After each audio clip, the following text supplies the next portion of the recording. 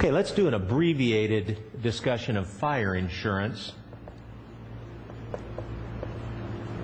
When we buy fire insurance, there are two things that we want to insure. There's the building, the structure, and there are the contents.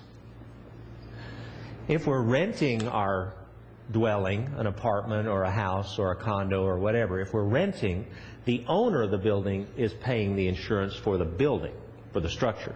We may want to get some insurance on our contents, our furniture, our stereo, our clothes, that sort of thing. But if we own a business or we own a home, then we're buying on both of these things. Now, how do they determine what our rate should be? Well, just like anything else. The more likely our structure or contents are to burn, the higher we're going to pay. So, if we have a brick building with a steel roof and it's in a residential neighborhood, that's going to have a relatively low rate. If we have a frame building with a cedar shake roof that catches fire real easily when sparks come out of the fireplace, and we're 2 miles from the nearest fire hydrant, that's going to be a higher rate. If we own a building that's in the warehouse district and it's next to an oil refinery, that's going to be a higher rate no matter what our building's like, because oil refineries can explode. So it depends on how likely your building is to burn. Now, if we're in a business, we would have separate insurance on the building and the contents. So we'd have a different rate on each of those, because we could have a very nice building in terms of not easily burned, but we could be storing gasoline in it.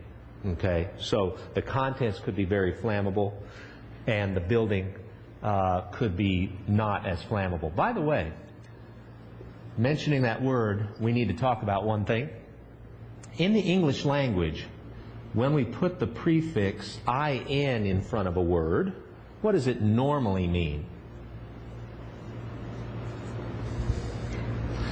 A person who's insane is not sane, right? It normally means the opposite. Active, inactive. Okay? So when you see "in" in front of the word, it normally means the opposite. However, in this case, inflammable and flammable mean exactly the same thing. So that's a good thing to know. If you see something that says inflammable and someone says, "Oh, cool, it won't burn, let's try lighting it," you're about to have an explosion. Inflammable and flammable mean exactly the same thing. So if somebody wants to say something is not easily burnable, they use non-flammable.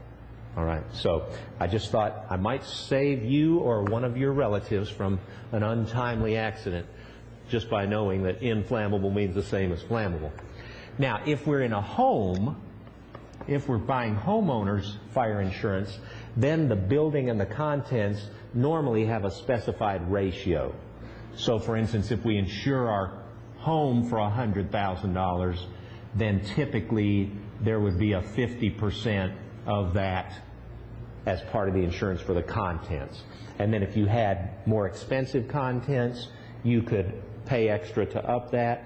If you had a particular item, you can buy what's called a rider on that item. So if you have a very expensive antique or a very expensive piece of jewelry or a musical instrument, that sort of thing, usually it's very inexpensive unless you're a professional in that.